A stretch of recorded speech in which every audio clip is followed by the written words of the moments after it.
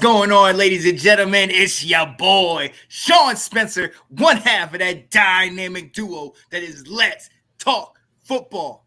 And yes, ladies and gentlemen, this is a rare occurrence, but twice in 1 week, you are seeing Washington Football Weekly. And look, if ever you're seeing Washington Football Weekly and you're seeing this face, that must mean in South Carolina, there's my guy sitting here talking to me, Mr. Will Kramer. What up, Will? Oh, man. How we doing? 2 times, buddy. This is great.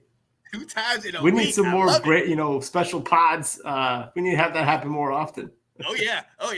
That was fun. Ladies and gentlemen, if you did not see us, Monday, we were did our last mock 53-man roster. Tuesday, cut day. Although we did pretty good. I think we did pretty good. I think the ones that we didn't get, I think there were some surprises but I feel like we had an idea. We had the right philosophy behind it, I think. Right.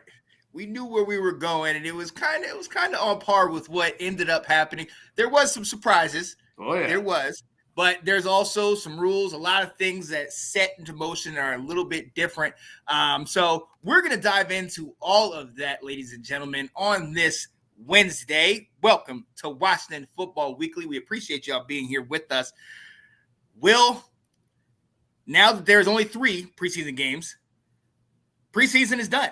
Mm-hmm. Preseason is done. It's over. We've had our last preseason game. We're going to talk about that, but really quickly, got to shout out our guy, our running back that we drafted. Some great news. Brian Robinson out of the hospital.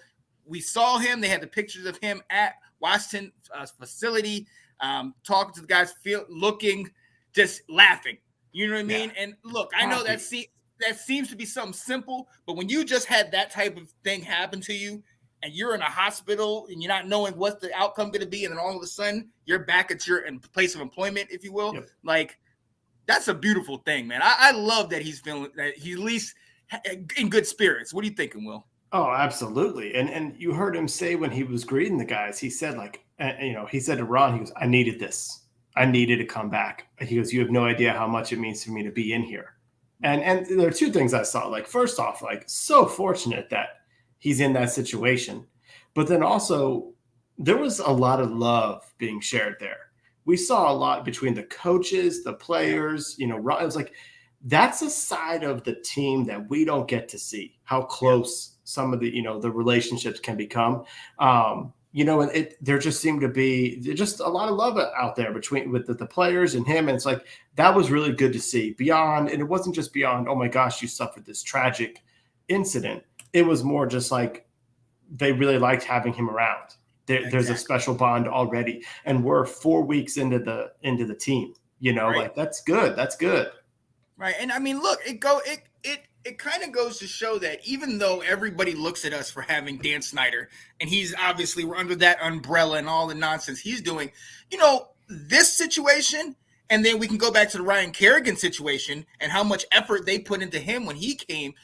It's showing a different side of Washington, a camaraderie between the players, old and new.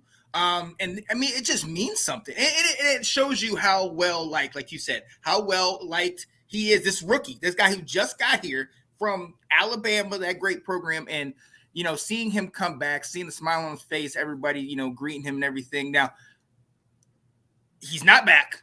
Right. He's not officially back. However, we had some talk and speculation. There was things said that he might not be back anytime this year. And I actually have heard potential, maybe a little dark horse for earlier in the season. Can he come back? Yeah. I mean, we'll get to the roster, but the fact that he wasn't put on any type of injured reserves or pup list, or when it kind of lets you wonder, I do think they're trying to keep their options open, but also that there's a chance he could be back earlier than we once thought. Yeah. I think, when it first happened, folks were like, well, see you next year. Then I was like, okay, well, he might be back. Okay, maybe December. And now it's kind of like, probably not the first couple of weeks, but he still may have a very meaningful rookie season, which hopefully is only good for us. I have no idea what type of rehab comes from it, regardless of whether the fact that they said the bullets didn't hit any of his ligaments, cartilage, bones in his Mm-hmm. knee. I don't know what that recovery is like. And then to be a professional athlete and do what he has to do, I have no idea. Right. And that's kind of where it is, because it goes back to what we said last week. All three of us were kind of like, and shout out to Ab, all of us were kind of like, our initial thought, unfortunately, because we're all football people, was, damn, he's going to be out. And then it's like, oh, well, now all of a sudden you're starting to hint to the idea that he might be back. And then it really messes with your head, because you got to remember this is a person. So it's like, look, take your time. If I were to get shot, even if it was a graze, I'm laid up. Like, Cat, come here, man. I need, you know what I mean? But, but talking about him potentially getting back there and playing this season. Yeah. Woo. Oh, man. I mean, hey, more power to you. Like he said, he needed this. He needed to be in the facility. And the X Factor, my man's from Alabama. Okay. We don't know what Saban had them boys doing, so he might be already ready in his mind. He might be mentally tough like that. So we shall definitely see. But he is out of the hospital, ladies and gentlemen. So definitely some good news amid everything that did happen.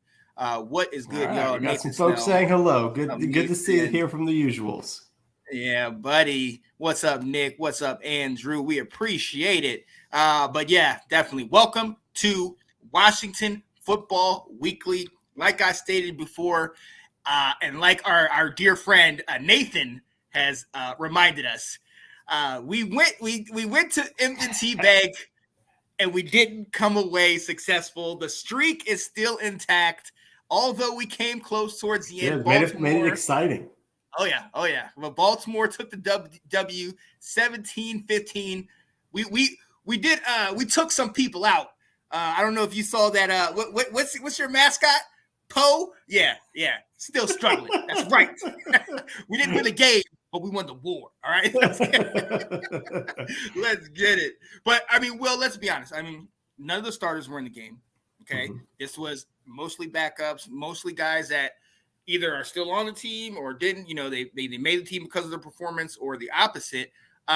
So talk to me, what's your initial thoughts? And then we'll get into like some positives, negatives, and whatnot. Sure. So I told you all ahead of time, I don't watch preseason 3. I don't watch the last preseason game. Right. Well, I tuned in a little bit.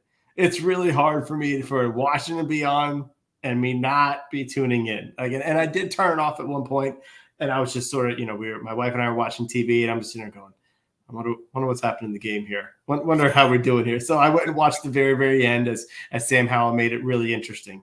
I'll tell you this. I really liked seeing Jarrett Patterson on was it Saturday?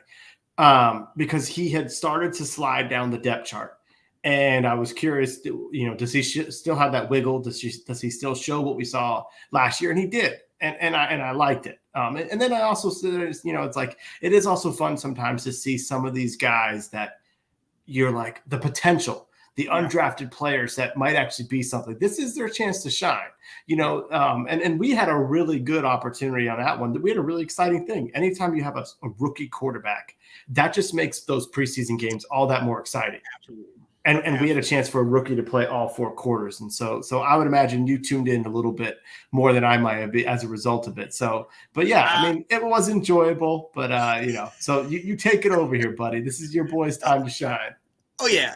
Normally, like you, I don't care to see the third preseason game. I know, like Nate said, both teams knew the rosters. I know who's on the roster, who's here. But when I get the word that my guy is going to run the whole game, that was beautiful. Mm-hmm.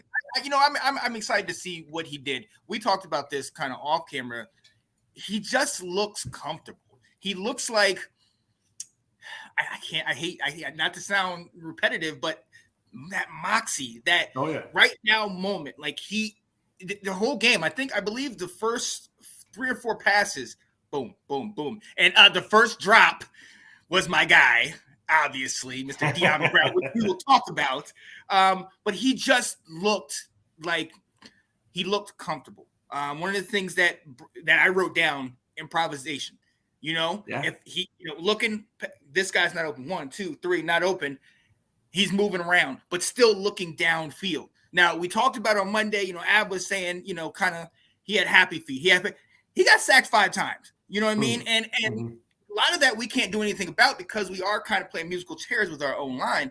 But with that line, with having Bonifin in the backfield or Bonifin, Williams, and Patterson doing it, not really one of our top guys, you could tell how took over the game. And I mean, he was just leading us downfield, hitting Dax Milne, hitting Yami for the couple that he did catch, the tight ends, the backside of the backfield. And then just by him alone, I talked about to you guys, there was a couple times where, I mean, he had 2 or 3 guys coming into that backfield, and he broke out of 2 sacks where, I mean, they literally had him in the grasp. Or in the actual game on Sunday, they might actually have called the whistle, but they were kind of letting them play. They had him in the grasp, and Sam kind of broke out of it. One of those, he was able to move down the field and, keep looking downfield, get some yards. Another one, he ended up, holding the ball too long and ended up getting sacked. But this is experience. This is stuff you're not going to get at practice. This is stuff you're only going to get on the field for, with, like Doc says, guys that don't like you, the guys that don't care about you. So I was really impressed by Sam and everything he did. Over 200, I think it was like 280 yards, throwing the ball up and down the field. And like you said, we came a 2-point conversion away from tying the game, which if you looked at that play, he went to the underneath route and there was a guy behind that I think he could, if he would have waited a little bit longer, he kind of threw it too quick on the 2-point conversion. And I thought he could have hit the guy in the back, but this is all stuff, but you get. Didn't the wide receiver drop the ball? He did. Was that the play? On the 2-point conversion? Yeah. Yeah, but he was like before, he wasn't even in the end zone. Like he was like kind of before that. And it was kind of like, yo, if you're going to do it, at least throw it into the end zone because they had it blanketed along the line. So even if he would have caught it, he would have got stopped right then and there. So gotcha. Okay. But yeah, Sam, he did what I expected him to do, and he made me proud, no doubt about it. But to your point, Jaret Patterson, right off of the top, right from jump, 12-yard carry. And just boom, boom, breaking tackles in the middle. You're like, oh, that's the Jaret Patterson. Yeah. Right. And that was something that I was definitely very, very excited to see in Jaret Patterson. But yeah, my focus, obviously, Sam Howell, North Carolina. So, I was impressed. He not only kept the spot, but I still to this day, I think he's nipping on the heels of Taylor Heinicke. And the only difference is that experience that Taylor has. So, well, you want to know something? Yes. Something good? Come on. Sam Howell was either like among all rookies or overall, he led the preseason in passing yardage. Let's go. Number 1. Yep. Let's go. You said it perfectly with a couple of those times where it looked like he was going to get sacked. He's essentially a blend of Carson and Taylor. That's a heck of a package. You got the gamer of Taylor and the ability to scramble and run around and make plays, and then you've got the arm strength and ability of Carson Wentz, and so it just shows he's something worth developing. Into what we won't know yet. Next year will probably be the step up we want to see. And I do believe. I mean, I still think if anything happens all season, we'll go back to Taylor, but I certainly think, there's a future. He's got a future, and it'll be exciting to watch his development. Oh, yeah. And absolutely. Just real quick, as far as positives, 2 things I've been touching on all preseason, and I'm completely hoping that they continue into the regular season. We won the battle on first downs with over 20 for the 3rd straight game, and we about near doubled the time of possession. I love that. If you winning football. Right. Those first couple drives, we were shutting them down, and we were constantly getting the ball down. Now, obviously, the problem became when we got to the red zone, it seemed pretty similar to everything that we dealt with a year ago, whereas we always kind of stall out at the red zone, and then if we don't have a kicker, negative, that's going to be an issue. But there was some positives, Will. Yep. There was some positives. However, there was also a number of negatives, Will. Talk to me about what you think before I get on my soapbox about the guy that I will personally drag out of town if I have to. Yeah. So the very first one is, the missed field goal by Joey Sly. Yep. He has not had a very strong camp and preseason. Kind of interesting. And actually, we got to give Ab some credit here. He was talking about how he gets so jacked up. And then I heard Ron, because he got asked this, they're like, is he going to be good? And Ron apparently had told the reporters that, he gets so amped up that once he kicks his first one, he kind of calms down. Now, we don't have time for him to be calming down in the regular season, so he's got to figure this out here real soon. But, let's hope they've worked out the kinks there.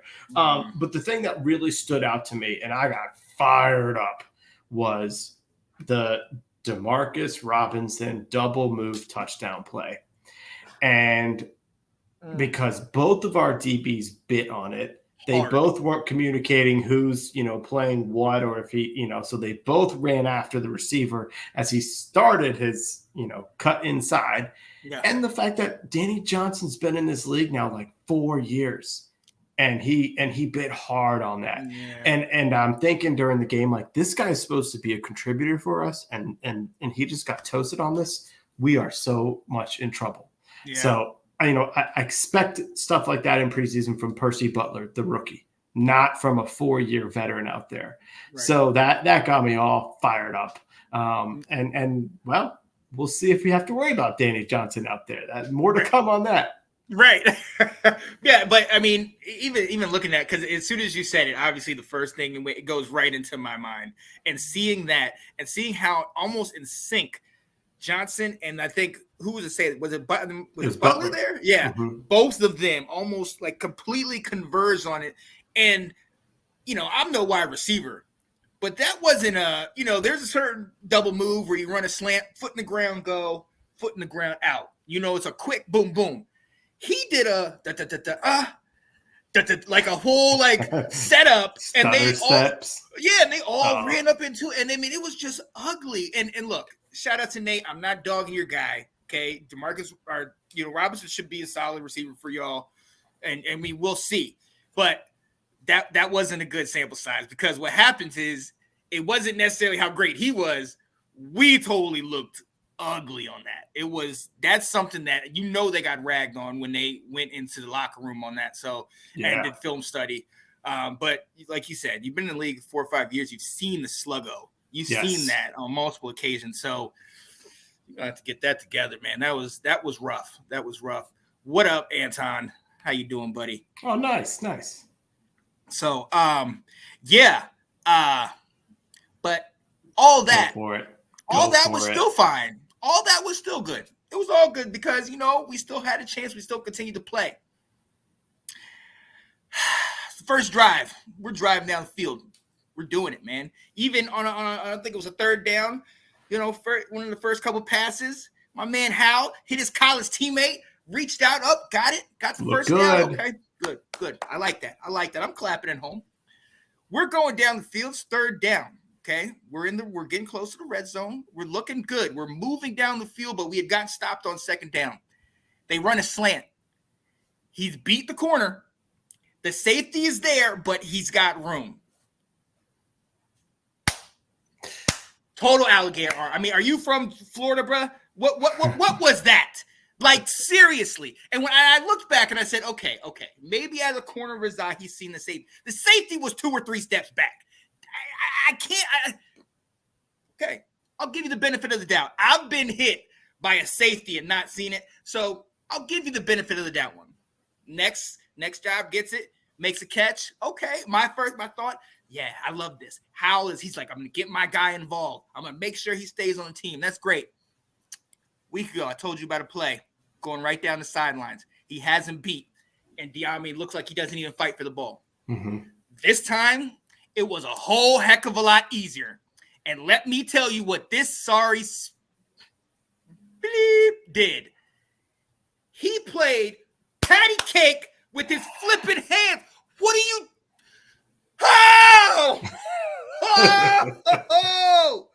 Oh, Diame, my guy. 2 years. I have sang your praises. I have told all these people, watch out. He's going to do something. But if you have one more daggone pass that hits you right in your hands, you can't even say the safety was there. You can't say that. I don't care. You have to make the play. This is the NFL. And Nick, tell him, not for long. Like my guy Nicholas Rosario says, get up, get out. Because I can't. Okay? You have no excuse anymore. This is not Carson. This is not Taylor. This is your college quarterback who is the reason why you got picked so high in the league. The reason why we picked you third, or what was it, third or the fourth round, right? Or third round. Third round was because your quarterback did all that for you, and then you get your quarterback, and you still ain't getting it, bro. I got nothing to say to you. I'm not defending you. I will get a Dax Milne jersey. I will get an Erickson jersey, even though he's not with us. I will get an Adam Humphries jersey. But I can't. I can't with you, man. I cannot. And look, look. This is not easy. Look at me. I can't play in the NFL. It is a gift to be able to play in the NFL. But when you're quarterback from college, you see what kind of attention to detail. You see what kind of moxie. You see him continually going, continually working at it. And Dyami, you can't even. Are you kidding me, man? Hold up. It's still early. His coaching team better is that. Look, no, bro. That's pitch and catch, man. That's pitch and catch. I would understand it if maybe he's like, oh, catching and took a look upfield. No. The ball is right in your hands. I wish I had the clip to play that. But I don't want to cuss on air because I think my mom was watching. I got to see her this weekend, all right? But the ball was in your hands, buddy, and it was a pretty ball, and it was from your guy. Whatever's in your head, get it out. You have to. Nate, I've given you every benefit of the doubt. I've sat here and tried my hardest to keep telling people, no, watch, he's going to come. He's going to come. He didn't do anything for us last year. Whatever. Let's put that on the quarterback. What we doing now? We'll see. We'll see. Okay. What can your coach do? Unless my coach can go out there and catch the ball for him, nothing. This to me is not a coach thing. This is, if you look at those two passes that I'm talking about, right down the sidelines in his hands, plays that I've showed the clip where he caught it over the South Carolina cornerback in the back of the end zone with one hand. We know what kind of ability he has. So for him not to show up and not doing it that's here. Just like with Gibson, it's up here. It's the player. Ladies and gentlemen, I'm so ticked off because I have been the one just singing his praises from the day he got here in Washington. I was the one who said, oh, he's here. That means Hal's coming. And it all happened. But look, Dyami, you're not living up to your part of the deal. And the fact that you're still on the team says somebody in there likes you. And we know you have talent and the ability and you're a burner. But if you can't catch the ball, what did Ab say? Put him on defense. Maybe they want to do that. But I don't have – I went through this last year with Fitz, and I didn't even really care about Fitz. But I fought for him. Dyami was my guy. Y'all know how I feel about him. And, again, just preseason, whatever. But this is the same stuff that's been happening from last year. And now it's just like there's no excuse. This is your guy throwing you the ball. You know what I mean? There's no excuse. I'm sorry. And scene. I'm done. I'm not spending any more breath on this guy. So, Will, talk to me about some other negatives or something. I don't even. Well, I think the reason why, it's been a long time since you've gone on a rant like that. So I liked it. I really liked it. But because you're frustrated because you didn't see this in college. Yeah. And we don't know why it's happening now. I reached out to our friend Tate about it too, I think. And, I may have been even live. And I'm like, dude, what is going on with this guy? And he just sits there and says, I don't know. He didn't do this in college. Nope. He didn't do anything close to this in college because I can't figure out why it's happening now. So I think that's what's just so baffling to us is because we see the talent, like we talked about, that that first completion they had, it just looks so seamless. Yeah. There looked to be this connection. You're like, oh, there's something here. Right. Oh, wait, Sean might actually be onto something here. I've been dismissing him, and I'm going to continue to dismiss him until it really matters. But when he says the UNC connection, but it's baffling, I think is the best way to describe it, because you see the talent and you anticipate plays being made, and then it's just okay, well, let's regroup. So you're right in everything that you said. Got no defense for him, and he's I'm glad he's still around to give him a little bit more of a chance. But man, you really only get a year or two. You saw what happened in the cuts this year. Teams aren't giving you 2 years to develop. Right. you're getting a season. If you can't get it going, they'll get someone to replace him. And I think we need to be anticipating next year. Like we got to make, he can't be our fourth. Last year he was our third. It's like we got to be able to get some folks we can rely on. Oh yeah, and case in point, we shout out to our brothers in Chicago. His guy, the other part of that wide receiver tandem, Daz Newsome, just got cut. Now he broke his collarbone last year, so he didn't really get much action until later in the year. But that's another one who didn't really produce, and then he wasn't doing it in training camp. There it is, man. What about Michael Carter? I jokingly I told Tate, I said, well, when you're playing, against JV, you really can't truly expose yourself there. When you're going to go play Wake Forest every year. Oh, man. Watch out for NC State this year, all right? They're going to be ACC powers. They do say that. We shall definitely see. Love these comments, guys. Yeah, we do. You got to see it live. You got to see the unfiltered live. Nice. Yeah, had to hold back a little bit. But yeah, no. So but outside of that, obviously the kicking game poses some major issues that we've got to figure out. But nope.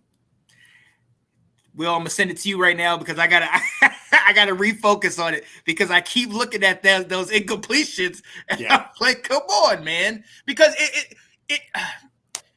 it should not happen because, like you said about that first pass, it was so seamless. And I remember, I want to say, maybe 5 of the first 7 throws were in his direction. He was getting targets. And my thought was, yes, this is what he needs. He's been struggling. Keep feeding him. And then after that drop, going towards the end zone, it just looked like it kind of fell off.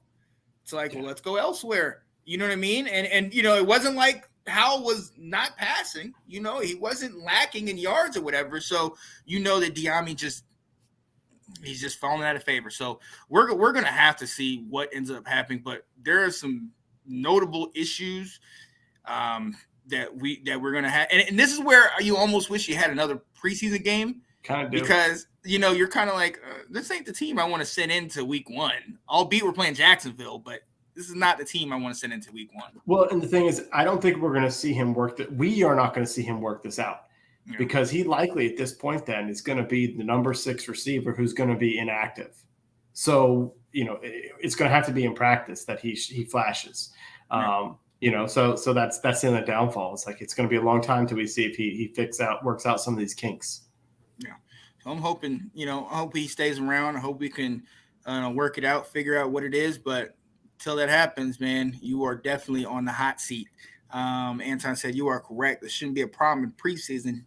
He needed the reps in the game, and they stopped trusting him. That's what it looks like. And look, just in the same way that we say that, it looks like that they're really becoming a knit family with the Kerrigan and the Brian Robinson and, kind of bringing guys in this way with Gibson, they're also holding people accountable and saying, look, we're not going to continue to give you these chances to do it. If it's not being fixed, we got to move on. Mm-hmm. So we shall definitely see. But if they're going to move on, so should we. Dun, dun, dun, dun, dun, dun, dun, dun. Let's go. The Washington Commanders. There it is. Yeah, buddy. Yo, we are here. It is myself, Mr. Sean Spencer, my guy, Mr. Will Kramer, and we are Washington Football Weekly. And going into this, one of the things that we've been talking about, we talk about every year, is we hate and we never want to have to come out of training camp with injuries. But the injury bug has been, it is nibbling all over us. It might as well be like mosquitoes, just beep, beep, beep, all over us. Our line has suffered from it. But for the most part, outside of Chase Young, it's been really a lot of just the offense, a lot of offensive issues with tight ends and O-line, this and that. But recently, Will, you were telling me Cam Curl in a sling. When did this happen? What happened? What? Shocker. Come on.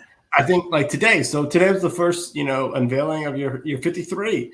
And Curl's sitting there with a sling and didn't practice. And I think all the reporters were just like, when did this happen? Because I don't think he had it on while on the sidelines in Baltimore. Now, a little bit of information has trickled out, basically, essentially saying that, they don't think it's going to be anything too serious. It happened, I guess, Thursday. But I don't – seeing someone in a sling is never a good thing to me. That's never a positive sign.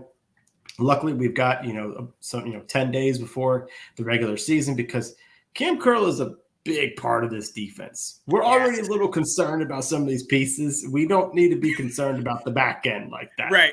We really kind of need it. So we need him to heal up quickly, whatever it is. Because, we're depending on him a lot.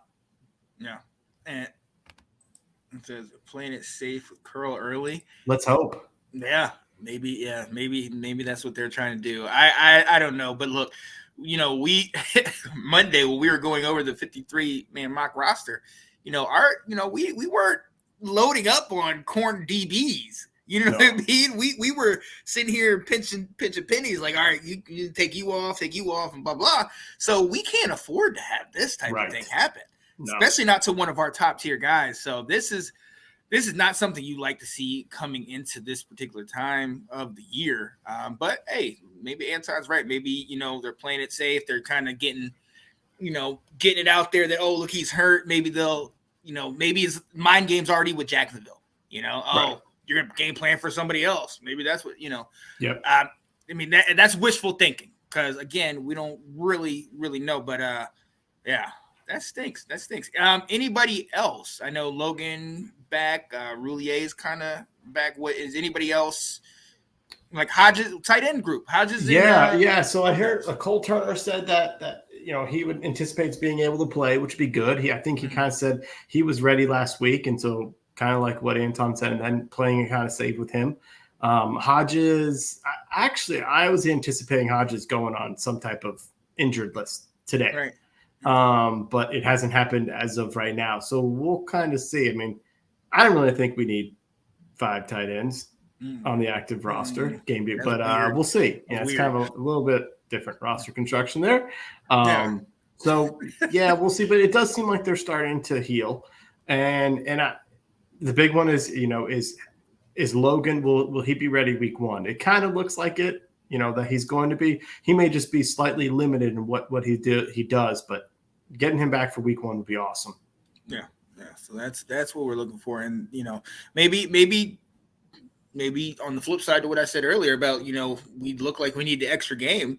If these are maybe nagging injuries, maybe we need that extra week and a half to get healthy. So we can come into that first game healthy and ready to go. Mr. Motorsport is thinking that the front office sacrifices the front half of the games to keep healthy for later. That I mean, I don't Not know. With Cam Curl, he's too vital. Right. I don't know. They would actually, especially when they brought back Logan Thomas, because he's somebody that it's like you want to let him rest because he's such a huge part of the offense. Yeah. So I don't know. We will see. We will get you the information as soon as we find it. But this is interesting. Not something we want to see, but glad it's happening kind of farther away from the season. Right. We've got some time. Yeah. Right. So we are gonna go ahead and move on. Dun, dun, dun, dun, dun, dun, dun, dun. Let's go. The Washington Commanders. There it is. Yeah, buddy. And ladies and gentlemen, finally, the third preseason game is over. We have about a week and a half until the first games start. So let's go ahead and recap. We have give our overall thoughts. Training camp, preseason. I'll start, and it's not all going to center around my love for Sam Howell and my hatred for and my anger towards Diami. No, honestly, I thought we really got to see some solid things. You know what? I really am very excited, and I've talked about it each of the 3 games.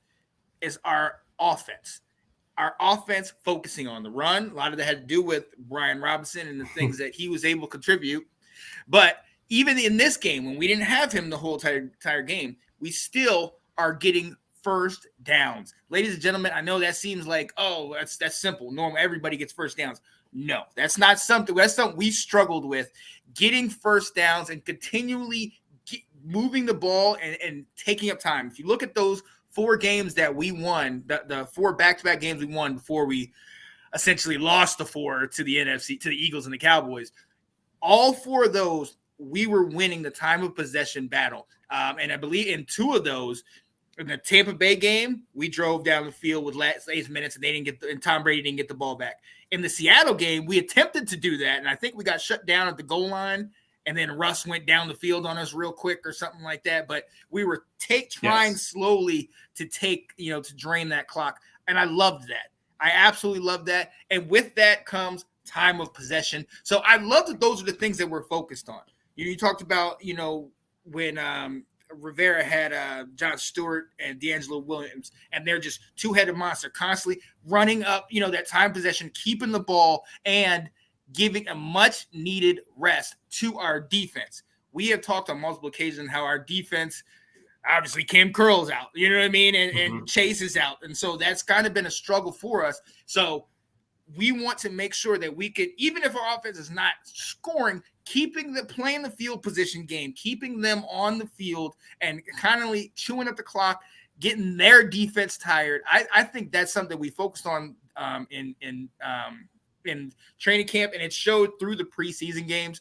And then our quarterbacks. I mean, let's be honest. That first game, for Heineke was kind of a little this and that, and then obviously on the second game we had the interception for Howell. But Wentz, Howell, and Heineke all have been pretty efficient down the field, limiting mistakes. Now, the part that I am stressed at, we haven't really been scoring. We've been getting locked down in the red zone each time, and that's something that I wanted to see us move on, that changed from last year, because that we relied too much on field goals. And so that, that's something I really like, that they're efficient. They're doing the right things with the ball. If it's not there, maybe I want them to throw it away a little bit more. I noticed they've been taking a couple too many sacks, but it just looks like our offense is kind of understanding that what their role is. We're going to have to score some points. We're going to have to move the ball. We're going to have to win some things, win the first down, the time of possession, the turnover battle, like those things. We're going to have to start winning those. And it's really, it gives me some kind of optimism coming in. So going into the regular season, I do feel like there's things to build on. But obviously there's the other glaring things here and there. But I like what I'm seeing, because a running game is something that we've been wanting, we've been needing for the last couple of years. And you see with the running game, you're keeping the ball, it's benefiting you. Even if you might not be scoring all the way as far as touchdowns, you're constantly keeping them off, and you're getting some kind of momentum, and you're getting a groove. And that's something that I think it's been a focal point in my opinion. And I like that. I'm like, okay, good. Let's do that. And everything else will fall into place. Let's do this though. What are your thoughts about training camp preseason? You're a little bit more glass half full than I am. Not gonna lie. I'm trying to be like you, man. Yeah, I know. I'm usually Mr. Positive, but my overall feeling with the preseason is kind of, I don't know. Now, I will say that the things that I've enjoyed is the offense, like you talked about, and it does kind of go with the guy that we're not sure when we're gonna have him, which is Brian Robinson. He really showed us something. I mean, I really think he was going to go in as RB1 and get featured, quite a bit. And I think it was going to allow Gibson to move around a little bit, which I was kind of excited about. So that's kind of tough. And the fact that we kept saying in the first 2 preseason games, he would show something and then we'd pull him, or we'd stop handing the ball off. So as you talk about time of possession and that stuff, we were kind of showing that we can feature that even more. That was a positive. Okay. I also think that, I'm saying on some of the offense only because I don't think they were showing much. We were saying, Jahan Dotson didn't catch anything in the first game. I don't think they care. Yeah. One bit, and then, they gave him a couple quick things here and there that were safe. Like, they're not showing what those receivers are going to do. But I did see a little bit like, that they show that they've got the potential to do what you said, outscore people, because that's what we're going to need. Because my big is our defense still looks horrendous. Yeah. And, and when we hear against Kansas City that they're actually running exotic blitzes and Patrick Mahomes is seeing this going, huh? What are they doing? And still beating it. Right. Uh-oh. Right. Uh-oh. Like what has changed from last year? Because the personnel hasn't changed. I can tell you that. Right. So what are we doing differently? So that has me the most concerned, to where I see some positives on offense. I certainly think if it was a regular season game, we could be exploiting weaknesses, but just on defense, it's like I didn't see any of that spark. The only person on defense who looked good at times was Kendall Fuller, in my opinion. Yeah. Kendall Fuller and our D line, our D tackles, the interior. So it's like, uh-oh. So I'm a little concerned, not gonna lie. I'm a little more concerned, but I do feel like what you really got to do with preseason is take it, crumple up that piece of paper and throw it away. Exactly. Because the speed of the game, even from preseason game 2 to regular 1, it just amps up, and things will be a whole lot different come week 1. So that's what I'm gonna be hoping for. Hoping that comes true. Oh yeah. We got to score touchdowns. We got to score touchdowns because we know what our field goals are or what they're not going to do. Anton says, "I'm like Avs. I crack up a Will song intro." Oh yeah, love that. I do. I love that song too. I really thought our time of possession was actually a positive. Yeah, definitely. Definitely. I mean, and look, at the end of the day, the best defense is a solid offense. And like I said, even we're hoping to outscore a number of teams, but we gotta punch in. We need touchdowns. We need touchdowns, and we might need touchdowns of 2-point conversions because even our extra points aren't safe. Yeah, we finally have other running backs that aren't losing the ball. Now a lot of that was Brian Robinson, so we'll see. We'll see what our guy, number 37, got burned how many freaking times? Was that, now it was 37, is that Corn Elder, or is that the boy from Neil from Shepherd? Dejon Neal? Yeah. Is that the Shepherd guy? Yeah. That was unfortunate. Yeah. And he got cut for it. Jamin had you said Jamin, you had a few highlights I saw in his first quarter how he was organized. Yeah. Okay. Actually, Jamin Davis did show some highlights, and especially against Kansas City a little bit more. He seems to be closer to more comfortable when he's closer to the line of scrimmage and just not having to think as much. As they keep talking, is when he's having to think, he slows down. Just needs to read and react. So we need a big season from him. We need him to progress. Yeah, we need a big jump from him. Like I think the word you used a couple weeks ago was a meteoric rise. We need him to definitely blow it out of the water because, and I love my guy Cole. I love my Tar Heel, and he's doing the best. Solid player, solid guy, but they have their limits. They have they have their caps. So we will see. Will, you are correct. He doesn't want him to turn into Luke K. Oh, Kuechly. Yeah, Kuechly. Yeah. So, we shall definitely see. But look, we're going to go ahead and move on because training camp, preseason, it's all done. 53-man rosters, they're out. But before we get to the 53-man to kind of compare our mock to what actually happened, well, we got to talk about cut day, where a lot of notable names got cut. And it really kind of surprising on some of these running backs. Now, Sony Michel, he was one of the guys that got cut. He actually just got picked up by the Chargers. Duke Johnson, just speaking from the running back position, there's a couple guys on there because, actually the first thought after Robinson went down was potential running back. So there were some guys from there. But talk to me about some of the guys that are available now and who got cut. Yeah. Well, all right, you want to talk about who's available now? Yeah. All right. Positions we need or just like some notable guys? Notable, but lean it towards the positions and things that are actually going to affect us. Gotcha. All right. So it was kind of interesting this year. Like you said, there was a couple names out there that How many did you say, huh? Well, and it looks like the philosophy of cuts changed this year. And I didn't know that this rule changed. It used to be years ago that the only people that could be on your practice squad were younger players, that if you were a vet, you were not allowed.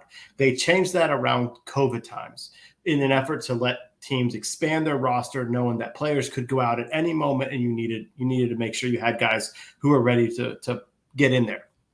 Well, this year, they essentially said, if you're a veteran, you can be cut by your team, but not be exposed to waivers, meaning you're not available to the other teams, I think maybe for like a day or so basically the team that cut you had first chance to bring you back. And you saw that.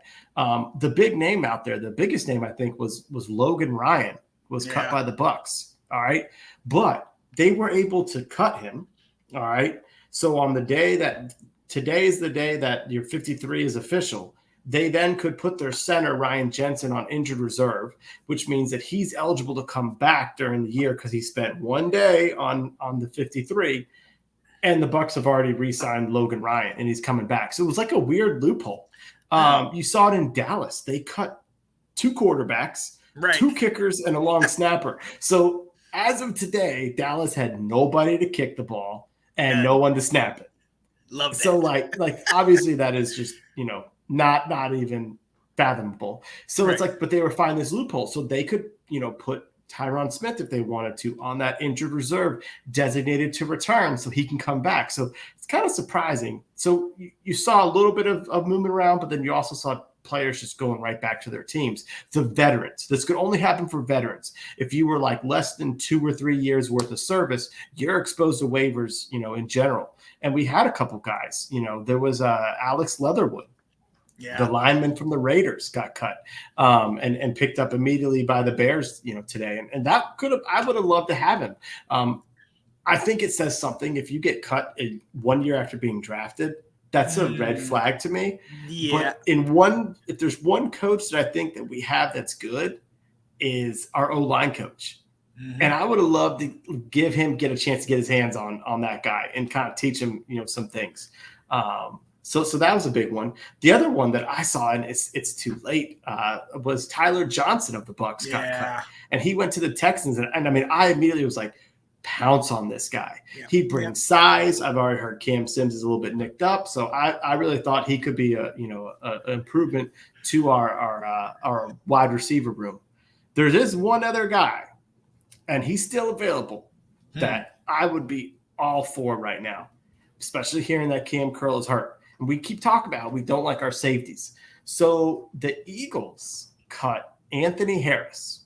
Ooh. They made the trade for Chauncey Gardner-Johnson, and they want to move him to safety. They cut Anthony Harris. He was drafted by Minnesota, started there for 3 years. This was going to be his second year in Philly. Came from the University of Virginia, can kind of play both safety spots. I think he'd be terrific to add to our team. As much as I love Jeremy Reeves and him making the roster and all that stuff, I just think as a player, this would be a huge addition for us. So that's a guy I would love for us to sign. I got a couple other names, but I don't want to take up too much time. Is there anyone out there that you saw that surprised you of a cut and you went, he might fit for us? A lot of it, I mean, immediately thought was Sony Michel because of the fact that it was kind of like, okay, he's not, I think he'd be a little bit better than what Gibson was, but I thought he has championship pedigree. He's played in the Super Bowl with the Patriots. He played with the Rams in big games. So he knows what it takes. And I thought it would be a good locker room guy, especially in that backfield where we're going to need, I think one of the things that, Nate was talking about coaching. I think one of the best ways to coach up a running back is to have him talk to a veteran running back. What are some things you're doing? What are some things that can help you out? So seeing him, Marlon Mack is another one. A couple of these guys that, were premier guys a couple years back, and we either injuries or other guys, and with the Colts, I mean, obviously Jonathan Taylor and Nyheim Hines are over there, so kind of get you're not contributing out on the field, you're kind of getting pushed out. So those are some interesting ones. Out corner, I've always liked this guy, and he's a part of one of the craziest Super Bowl plays, Malcolm Butler. Yeah. You know, I mean, to see that he got cut kind of really surprised me, and it goes along with that same thing. Now that we don't have Landon, we don't have really a real veteran presence. Let's get somebody who's, again, been in big name games, been in Super Bowls, played with championship caliber teams and players, and let's get him in our locker room, and maybe he can fix from the inside out some of those things that we do need to address. But those are two things that I was just definitely focused on: running back and you're missing one. You're missing the position. Your guy. The Bills cut Jalen Weidermeyer. Yeah, you did. Yes. But okay, I'm gonna tell you, because this goes also along with Kohler's on IR, and I talked to Nate. They're not gonna let him go, but it's when I saw that we had 5, it was kind of like, really, you know what I mean? Like, because if you remember, all of us had 4, and my 4th guy was Blanton. Now we'll talk about that. They obviously let him go, and I guess okay, we see in Hodges and Rogers something special, but I was sitting there like, yes, Weidermeyer's available, Kohler, some of these guys, I was like, yo, what, but once I saw 5, I was like, all right, they're not gonna put in any time for that. I did see that you put that in, and I appreciate it. There's another that I wanted us to go look at that guy out of Virginia or Maryland, that tight end. See if we could trade for that guy. Yeah, he ain't getting cut. I know. No, I would not be opposed to bring him in, because if you think about it, we kept 2 guys who were undrafted. Rodgers showed really well in preseason and showed he earned the spot. But, I mean, Weidermeyer showed something in the pre-draft stuff that he did get selected. Now, it does show up a red flag, what's happened as to why the Bills are cutting a draft pick, that type of stuff. But I wouldn't be opposed to it. The one I thought we may hear more is out of New England, Devin Asiasi, if I said that right. So, apparently, in our last year in the draft, Washington was interested in him. So there was a little bit of like, look out for this name, but he signed with the Bengals, I believe it is. So, he's not available. Here's one. I want him on the practice squad because I just got to know. Okay, I just got to know. And he's been cut by now 2 teams in this 3 or 4 years. So, and he tore his ACL, so he doesn't have it. But all I saw when he played at Wisconsin was Troy Fumagalli being able to do everything. He could block, he could catch, he caught everything. He's like John Bates. Like, come on, let's put him on our practice squad. Let's get that Bates guy in here. But I'll tell you what, there was a position that there were a lot of cuts made. And I'm curious if any of these guys are going to come here. All right. And that's linebacker. And there were a lot of names that to me were very marquee based on like scouting from old drafts and even just, some players. The first one I'll start off like, it's something I kind of have my eye on, is one of our old guys got cut by the Texans. KPL, Kevin Pierre-Louis. And if you got to remember with this team, with the linebackers, they want guys who can run. They're not looking for, like, you and I both like the guy, Joe Scobert. Yeah. That's not a guy that they want. He's that David Mayo type run stopper. They're not looking for those linebackers. They want the Khaleke Hudsons and the Jamin Davises for better, to give a better comparison. So I don't see us going after those guys. But KPL is a guy who could run and cover, and he had speed, and that's what they really liked about him. I don't think they were too thrilled when they lost him last year to Houston. So I'm curious to wonder, would they be bringing him back? There's a guy out of Detroit that was a first-round pick. All right. Now, he was cut. He went to another team. They brought him back, and they cut him again. So to me, that's got to be a huge red flag. But I've always had interest in Jarrad Davis. And maybe it's because I saw him crushing it at Florida, and he just showed so much speed. But it always makes me kind of intrigued. But I got another name for you that I'm curious about. This is just for you, buddy. Uh-huh. The Minnesota Vikings cut linebacker Chaz Surratt out of UNC. Former quarterback turned linebacker. Let's go. He was a linebacker safety type player in college. And I remember, showing a lot of interest in here and him, and the Vikings changed their defense. So it may be a scheme fit for him rather than, does he get it? But there are 2 other names I'll throw out there. And actually, if I think Nathan's paying attention to, I need him to chime in on this, but Kenny Young used to play for the Ravens, so he's more of a veteran. but he's got someone who's made plays. He's got some speed on that. I think he was cut by the Chargers or the Broncos. I'm not sure, but he's another intriguing one. And then the last one I got, we liked him out of Kentucky last year, Joe Giles Harris. Do you remember that name? Yes. He was one of those guys in mocks we kept going with. So there's linebackers out there is what I'm trying to say. We've got a chance to get, to improve our linebacker depth, because I don't think we like any of those guys. And I'm just kind of curious to see who they're going to bring in, because they have hinted that they have their 53, but it's not their final 53. Exactly. This is going to change day in and day out. And speaking of changes and speaking of linebacker,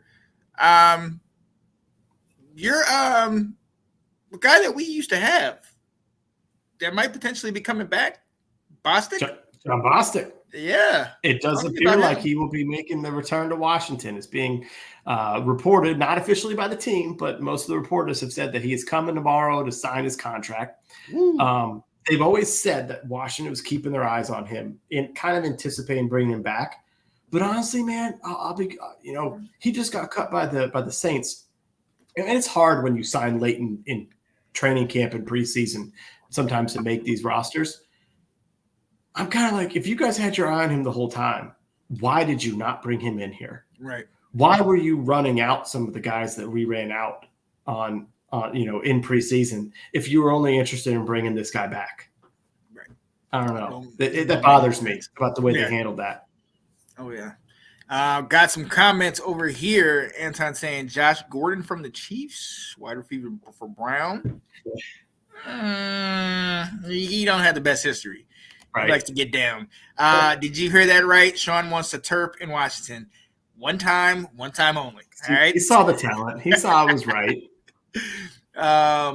Devin Funchess. No, I saw the name. Wasn't he on Green Bay? He was. I believe he was. He was also on Carolina for a while. Buffalo. Mm-hmm. Anthony, what's up, man? Hello.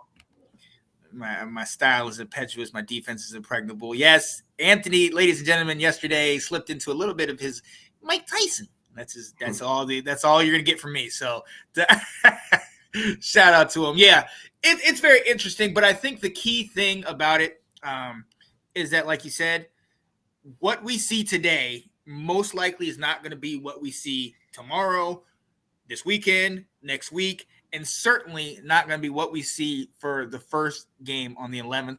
So don't get connected to these rosters or what happened, because there's going to be a lot of change, especially with what you were talking about the veterans and the team having the first option to get them back. These are definitely things that we're going to have to just keep an eye on. Obviously, watching the Football Weekly, we're going to do that for y'all. Try to keep an eye on who's coming in, who's coming out, and try to see when it gets down to 50, when it actually gets down to the first game day roster, see kind of how it looks in comparison to what it looked like back in July for us and all the guys that, aren't there. You know what I mean? Yep. Let's go. Is Amir, or I haven't heard a word from Landon Collins. Yeah. Since he walked out before Wentz got in the locker room. Yeah. That's what do you think? Landon made a visit here in Charlotte to visit with the Panthers. So I might not be surprised if something happens there. That's the only place I've heard him visit, to be honest. Yeah. That's quite interesting. Because I thought, we had speculated earlier that maybe they're just cutting him to kind of wait for the money to think right, and then June 1st they switch and potentially bring him back. But for everything we've seen, they moved on. They moved on. They did. You know what I mean? I will say this, and I sent you this today.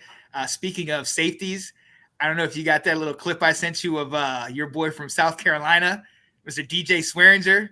No, I missed it. I got it. Check when we get off here. I sent it to through on Instagram, and it was some wide receiver coming around the middle and breaking tackles and everything, and all of a sudden you see Swearinger just come in with a shoulder, and the dude flips, and you're just like, oh my god. Oh, was it in the Redskins or with South Carolina? Against Clemson. Yeah, against Clemson. No, did he do the thing? Over top of him. Yeah. I know. Man, what talent.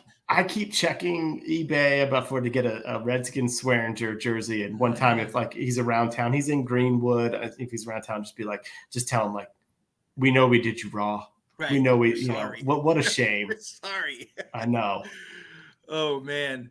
Shout out to my baby. Looking good, guys. Loving the gear. Can't wait to see my Lions play Washington. Yes, we will be there week 2 to Oh see my gosh. Washington. Is that Kat talking in here? That is Kat. Oh my gosh. So I just saw a thing on Twitter and I couldn't help but laugh. They were quoting Eminem and they said time's up over Blau because they just cut David Blau in Detroit. I did see that. I did. Hey, yo, you know what? Shout out to Kat, though. You know what I mean? Obviously, she doesn't try to dive into all this like we do, but she mentioned that to me. She said, you know, did you know we just cut our backup quarterback? Is that going to be anything? And I was like, Good for her getting involved. I was like, okay, Kat, all right. I like that. Up, here it is. Psh, here we go with them Gamecocks. Sean already, it's like, yep, let's go. And them in there, what the new name? Don't y'all have a new name or the new mascot? Oh, the general. yeah, the general. Yeah. No more Sir Big Spur. It should have been what the fans voted on. That was great. the commander, yeah. So great. Man, I can say it down here. We think nothing of it. Cock commander. We still say the word. We don't care. Let's go. Oh man. Oh. Okay, Nathan Snell, Jared Goff, Pro Bowl year, baby. Oh, I'll take that bet. I will take that bet, Nate. Maybe in Madden? I don't know. We'll see. Oh, yeah, the general, he's selling car insurance with second. I actually think it makes a lot of sense. I know because some people down here are like, but like they named it after Thomas Sumter, who was known as the Fighting Gamecock. Like it relates really well. Okay, I think people just pissed because it's not Sir Big Spur. Right. It's a chicken, folks. Oh, you're right. We are heading to Maryland and MSU game. Yes, we are, Kat. Nice. And Cock Commander. That's what we're doing. All right, ladies and gentlemen. For the first time, we're getting off the rails. Right. We got to go, ladies and gentlemen. We have got to move on. We're going to come close to the end of the show. We want to talk, kind of compare and contrast the 53 of right now. Mm-hmm. Compared to what we did on Monday and going forward. So we are going to go ahead and hit you with our 53-man roster.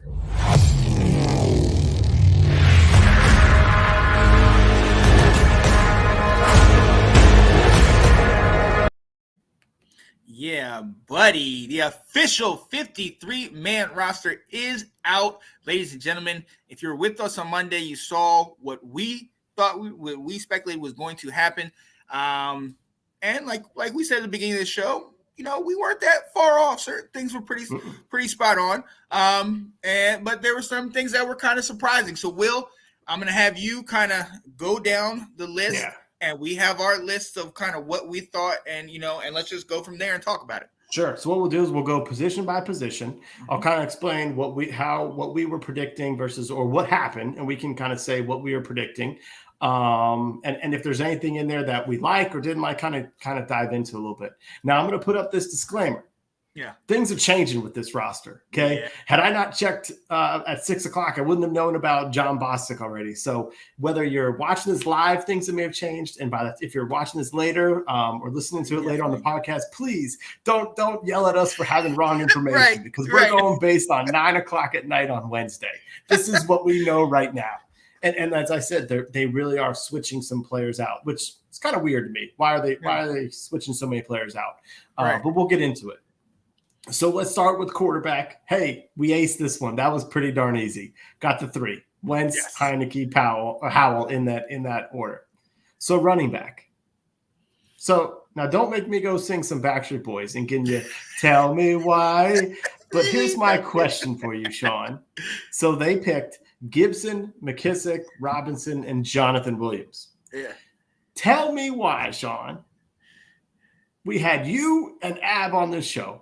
You two played running back in high school. Yep. I was in the stands in the band. Why am I the only one who had Jonathan Williams on the 53?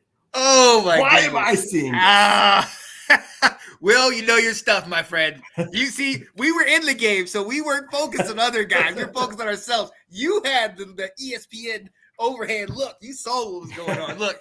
Yeah, you're right. You're absolutely right. And with me, I know on Monday, I saw what you saw in the last game from Patterson, and it really kind of charged me. But I sat there and I thought about it after kind of talking about it and looking over the stuff. It's like outside of that last game, there wasn't anything that he really did to show us anything. And like you had said, he kind of had been missing for a while until that last game. So it doesn't surprise me, but yeah, you were definitely right. Williams, hey, shout out to him, made the cut. Well, and I can't say that I saw it all myself, but I did hear from a couple reporters that said like he runs really well, and they're like he shows that he deserves to be on a roster somewhere. And so I just started noticing that he was getting in earlier than Patterson, and that made a difference to me. Yeah. When you're playing in the second quarter versus the second half in game number 1 and 2, that's what I saw. But we'll see there. So not too bad. Wide receiver, we were spot on, man. We got everybody. So that was good. McLaurin, Dotson, Samuel, Brown, Sims, and Dax Milne. So we were on that. So where we got thrown off was the tight end. Yes. Not bad too. We had Logan, we had Bates, we had Cole Turner. We all had Armani Rogers. That was kind of easy. And then they decided to throw Curtis Hodges on there. Yeah. That kind of surprised me. What do you think about adding that fifth tight end? And, well, I mean, look, yeah, like you said, we all had kind of stuck with 4, and we're good with that. And to be honest, the top 3 are kind of solid. Like, with Logan Thomas and then Bates and Turner, those 3 are solid. And we always, it was kind of more of, they got these other guys have talent, but they're very raw. Kind of similar to what we were dealing with Sammis, but Sammis Reyes. It surprised me. I mean, maybe they saw so much from these guys. I mean, we have been talking about them all off season. We have been sitting here and touting these guys and saying, these guys really have some ability. They're young and, maybe they haven't got the schemes and everything down, but they have potential. And maybe that's what they saw. Maybe they felt like, let's play defense. Let's keep these guys in-house so they don't go somewhere else and shred us, a couple years down the line. So maybe that's what they saw. But yeah, keeping 5 tight ends to me is kind of honestly, it's one of those situations where I was kind of like, what? Like, are you serious? Like, yeah, I know. Like, so maybe they like tight ends like I like O-linemen. Well, I don't know. It must be. Well, it did surprise me. I thought you had a really good idea on Monday when you said Kendall Blanton. I know he was late to the roster. He was brought in because of injuries, so that's never a good sign. But he did have some experience, right. And now we've got 2 tight ends that have played in the NFL and 3 that have not. Yeah. And I started thinking, that's not a bad idea that Sean has about maybe they'd want to bring a guy in who has been there before. Right. That, and also Hodges showed out in shorts. Yeah. But he got outplayed in games by Rodgers. Right. So to me, I wasn't necessarily thinking that we needed to keep him on the 53.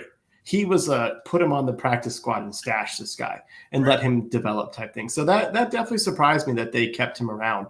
Now I have heard that he's a little dinged up. So he's one of those, okay, so he's on the roster now, but is he a candidate to get put on injured reserve, designated return later, and they can bring in somebody else? And so come Sunday, September 12th, 11th, Sunday, September 11th, we will only have 4 tight ends.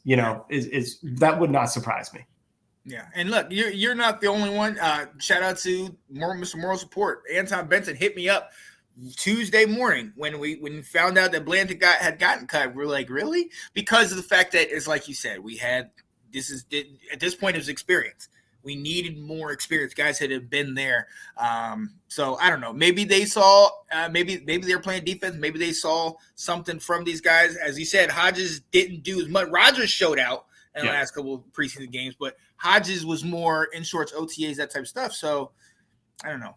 I mean, we'll see how they do it, but I think the biggest thing is just that it's so many. You know what I mean? It's like, well, why are you keeping the extra? Like, right.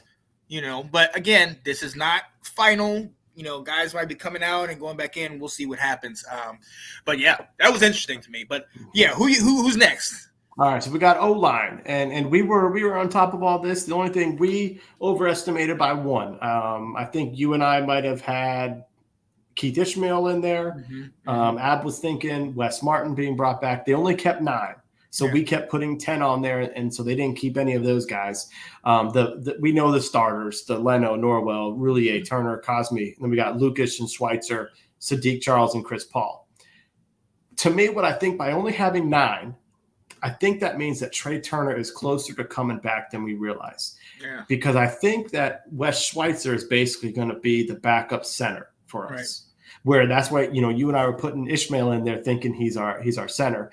If, something happens to Roulier. But I think I'm kind of leaning towards seeing Trey Turner trot out there in week 1 as our starting right guard because Schweitzer can come in and play. Is kind of what I'm thinking there. And I also did hear that they mentioned how Ishmael's good technically, but he's not that strong. And Deron Payne is just manhandling him inside, and so it's kind of like this guy's ceiling is it's pretty low. Right. He's always been a good fill-in, but he's not your main. He's not your main guy. So, yeah, that is definitely interesting. But that, and again, like. That's where it's kind of like you go 5 tight ends and you go only 9 offensive linemen. Right. How often? Who gets hurt more?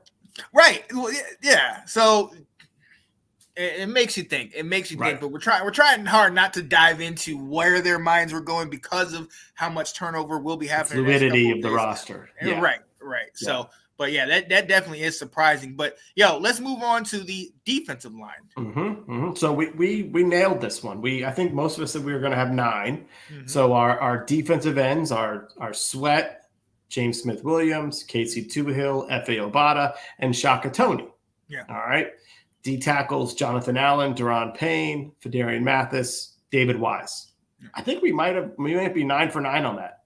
I had that. I think you did too. Yeah. I think we debated whether William Bradley King or Shaka Toney would make it. And obviously, I think Toney shows a little bit more in special teams, and he's got a little bit more wiggle. He's a little bit more speed. Yes. And so I think if you're going to keep one of the other, you kind of keep that guy as a pass rush only type player. Yeah.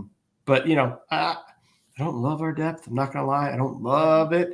It would be really nice when Chase Young comes back and they'll go. But, there's rotational pieces there. Yeah.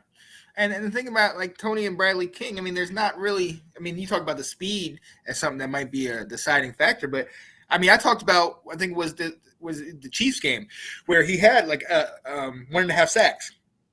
In a short sample size, that's a big deal. You getting that kind of production and getting to the quarterback. So, maybe that's one of the reasons they like what he has. But like you said, he's got that speed. One of our faster defensive ends. So that's something that you like to see him moving up. But we'll see what happens once, like you said, once Chase gets back. Right. So, right. Yeah. All right. So here's the big one: linebacker.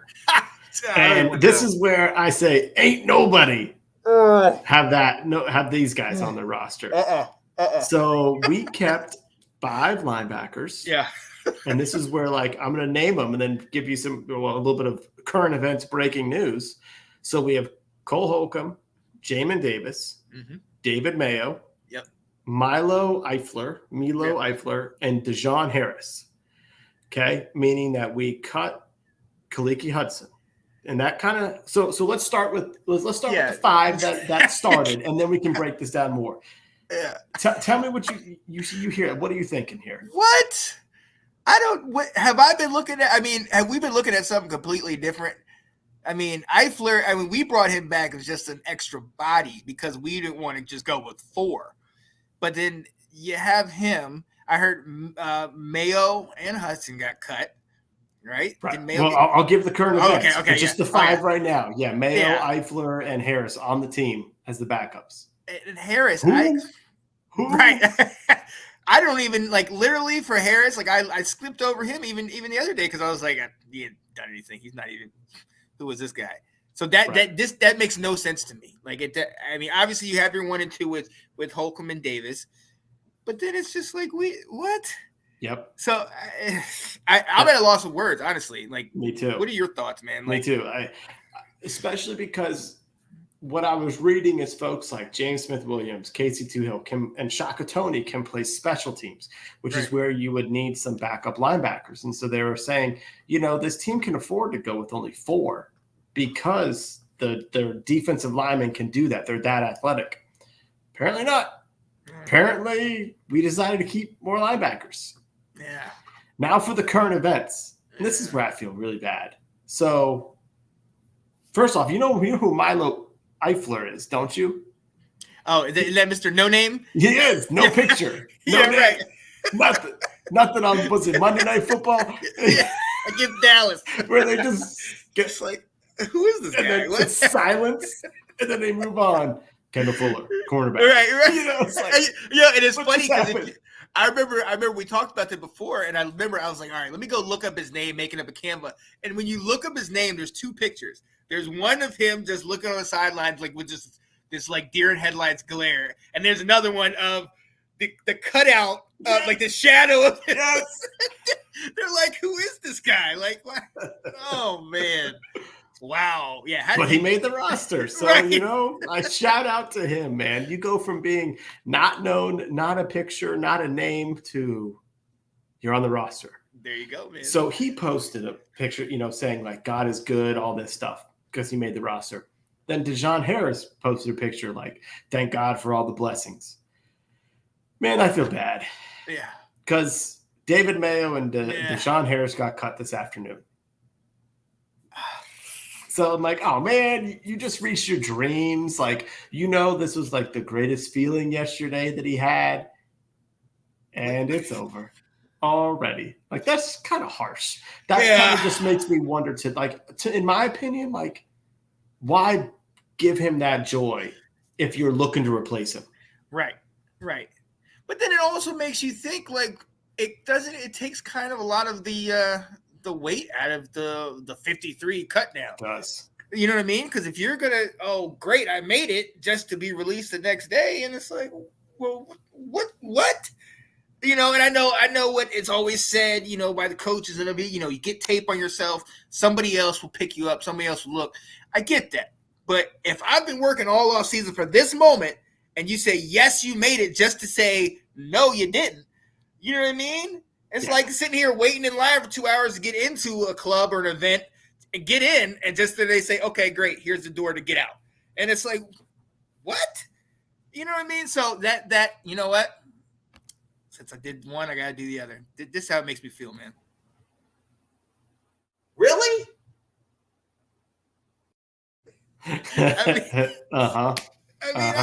What do you say? Like, how do you console these guys?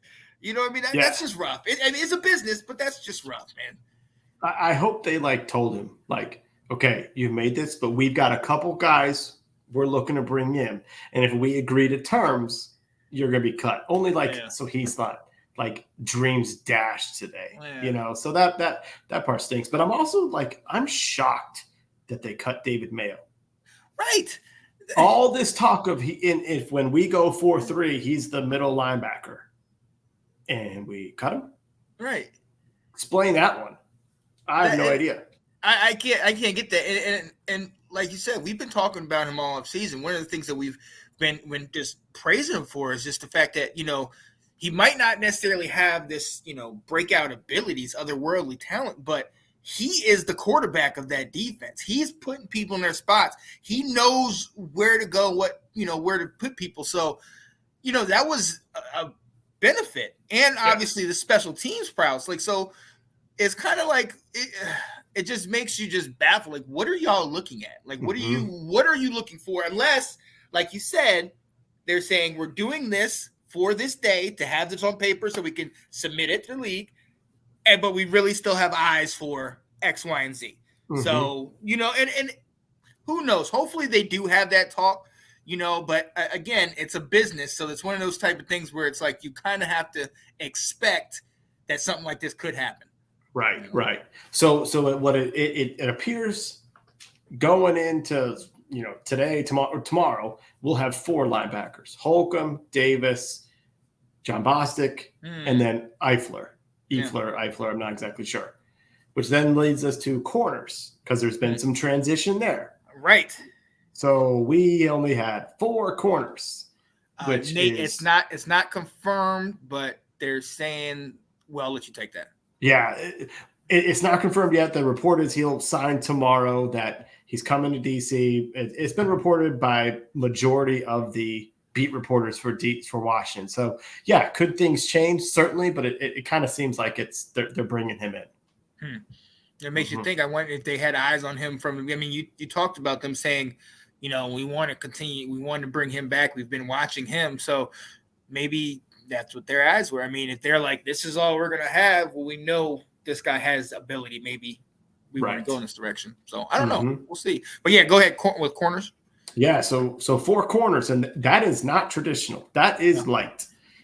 Kendall Fuller, William Jackson, we know. St. Juice, we knew. Those were the 3 locks. We kept 7th round pick Christian Holmes out of Oklahoma State. We cut Corn Elder. We cut who was a training camp star in the beginning. Okay. Games he didn't show up as much, but he made plays in training camp. We cut Danny Johnson. Yeah. Who, while I don't love him as a corner, he's a veteran. He's a kick returner. Yeah. He shows some versatility. He apparently is a guy that Ron really appreciates, likes, respects. Like he's kind of he's the Troy Apke type player that somehow makes the roster. Right. So that certainly was a surprise. Speaking of which, we'll get to, get to that, the practice squad. So then we choose 4 corners. Yeah. Huh? What?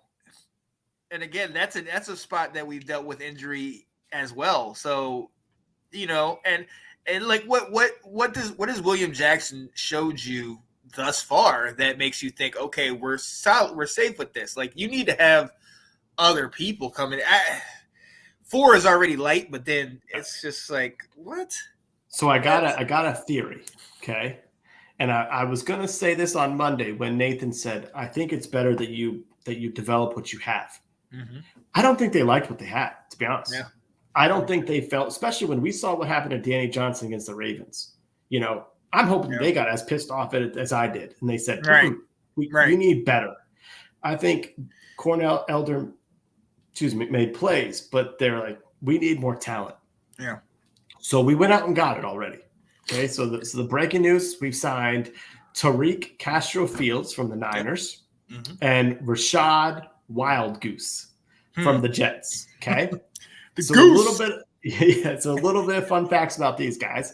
Castro Fields is a local guy. He played at, I think it was Riverdale Baptist. Okay. All I know is on his announcement day in high school, he was choosing between Penn State and Maryland, and he chose Penn State. Probably made a good decision. Yeah. Sure, he had a great time at Penn State. He's in the league, He won a lot more games. But there was a lot of praise from the Niners when they drafted him in the 6th round. And he's got good size. He's almost 6'1". He's about 200 pounds. He's that, you and I like some of those bigger corners. He's got that. So it's kind of cool that a local guy is going to get a chance to, because he's on our 53. The other guy, Wild Goose, comes from Wisconsin, I believe. And apparently the Jets coach, Robert Saleh, really liked him, said he was versatile. And the fact that they didn't get him on their practice squad, he said that stings. We were hoping to keep this guy. So maybe there's something there. I respect Saleh a lot. I think he's a good mind. So I think what it tells us is they didn't like what they had in house, and they knew we got to find someone. And so they kind of pounce on some corners right here. So now we've got 4 linebackers, 6 corners, a little bit more traditional and what we were kind of thinking too. Yeah, I could work with that. It definitely calms me down. And anytime you get a guy named Wild Goose, I'm ready. I'm ready. Now, I will say this, Sean. Jimmy Moreland's out there. Oh, JMU Jimmy, baby. Come on now. And now bring him back. He's just gotten cut by his 3rd team. This is the Eagles. So this the road may be ending for JMU Jimmy, but he's out there, folks. Ron, if you're listening. Hey, JMU Jimmy has made a little career for himself. All right. He's been around the block, and shout out to him. If you want to come back, sign a little $1 day, $2 contract, go ahead and knock it out, man. But yeah, Right, definitely right. shout out to what he's bringing to the table. But free safety, or the rest of our secondary, what are you thinking? We were 100% there. Cam Yeah. Curl, Bobby McCain, Percy Butler, Derek Forrest, Jeremy Reeves. All three of us had that. I think the one that we all felt good about was Jeremy Reeves finally making the team. It's been 3 years where he doesn't make it, and at some point is up on the 53 later in the year. He always makes plays. Yeah. He was a guy that, we didn't talk about him earlier, but he made plays out there. You talked about it on Monday, how that I saw that same play. I'm like, whoa, who was that just made that play? Right. And it was a good tackle. It was a very nice play. So I'm happy for him. And he was excited to make the roster. Oh yeah. And like what I was saying, it was one of those things where he did his job. He came up, he set the edge, and he shut it down right then and there. And it was just something that right to the point right there. So it was something that I was very excited to see. But I want to say congratulations, but at the same time, it's like, don't get comfortable. Keep playing, because you just never know. Right. So we've got our fifth. Those are the 50. We know the extra 3. Our special teams, Sly, Way, and Cheese, the standouts there. So we've got our 50 that are going to be on there. We've kind of gone through some people that surprise you with cuts. Is there anybody else out there where you're like, I'd like for them to be looking at this position more, or I saw this guy and I think he'd be good on our practice squad? Honestly, as long as we are still out, out on what's going on with Robinson, I want us to keep focused on running backs. I understand why we didn't get Sony Michel, because I think that would be more of a panic move for us, especially now knowing that Robinson could potentially see some time at some point this year. But running back is somewhere I still want to kind of keep our eyes open on. For me, obviously, in all offseason, it's been linebacker, but now they kind of seem like maybe they kind of know what direction they're going in. I mean, Bostic, I had already wiped my hands with him. I had already thought he was gone, and now the fact that we're potentially bringing him back tomorrow was kind of like, okay. Well, I do like that. I'm glad we could use a veteran in there. Well, exactly. And he knows, he's been around here. He's seen, kind of what we do. So it is a familiarity with that. So I like that. But it surprised me. But that kind of cut my decision to go to linebacker. But honestly, and I know we can't because he's signed for 2 years, but we got to keep our eyes on kickers. We have to. Now, nobody is available right now. We looked at the list. There's nobody that's really anything that's going to be better. But, we have realized that over the last couple of years, and what continued through this preseason, is we've gotten better moving the ball down the field. We can get the first downs or win the time of possession battle. But something happens when we get inside the 20, and it's like when you take 2 magnets and flip them over, and it's like we repel. We just we cannot seem to seal the deal in the red zone. And that's something that is stressing me out. So we're going to need to have a legitimate kicker to keep us in some games if we're not going to be outscoring people. So that's going to be interesting to see. But kicker is definitely where I'm going to. And running back is where just until I feel more comfortable with Robinson and his future, nothing. We're 1-2 games removed from Gibson's fumbling. So what leads me to believe that anything has changed? Right. You know what I mean? He had that great game where he was catching out of the backfield, and yes, that's great. But now he's going to be put right back to the position, right back in the place where he's running up between the tackles. And maybe that's why you bring Williams in. Maybe you have him run through the tackles, and you just have McKissick and Gibson kind of come out of the backfield and tosses and swing passes and screens and things of that nature. We don't know how they're going to play it, but running back for me, kicker for me. And linebacker, but not really linebacker. I'm, running back and kicker. You think they might be solidified there? Yeah, I think they know what they want at linebacker with the Bostic move if that comes through. Right. Well, I'll tell you this. I'd love to have this guy on our practice squad. Either of these 2 guys. I think it's always good to have extra arms on the team. just take a little bit of load off the starter, and both my guy from the Colts, Jack Cohn, was cut. So I'd be real interested in bringing him in. He's the 4-year starter, Wisconsin and Notre Dame. His ceiling is only to be a backup in his career. It's a low ceiling. Very, very low ceiling, but it's like keep him around developing him. The other one is the Eagles cut Carson Strong, who was considered to have the best arm in this draft. And again, I'm not trying to have him take Sam Howell's job. I don't think that's going to happen. But is it good to have someone else in camp who can throw it? Yeah, exactly. Yeah. The other thing I thought of is like, okay, so if Gibson needs to be a more focal point of the offense, that takes him away as a kick returner. Should we be looking that way? The Bills cut 2 guys, Tavon Austin. He's that electric guy that came from West Virginia, although he's been in the league forever and been a failure. He was the 8th overall pick. Compared to what he was at West Virginia. He was so good there. Yeah, exactly. And then the other one, I think this guy played at Virginia Tech, Raheem Blackshear. Okay. I think he's the running, and he's supposed to be a kick returner. So it's kind of like, but then also you got to think about how often are we really return the ball? How often is the ball getting booted into the back of the end zone? So is it as necessary to replace that? There was the Dolphins cut somebody, a wide receiver that I went, his name is Preston Williams. Okay. And he's big, 6'5", 220 something. A couple of years ago, they were talking how he was going to be the best receiver on the team. And I don't know what happens. To me, honestly, it makes me wonder if there's attitude issues. But that is a new coach in there. He's trying to clean house and bring his own guys. But, I love Cam Sims, but it wouldn't hurt to have another big body on the team. We certainly wouldn't hurt to have possession guys other than tight ends. So, I don't think we're going to go after him. But they were names I saw. Okay.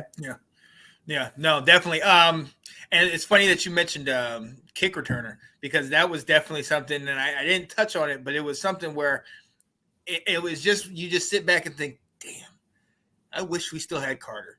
I know.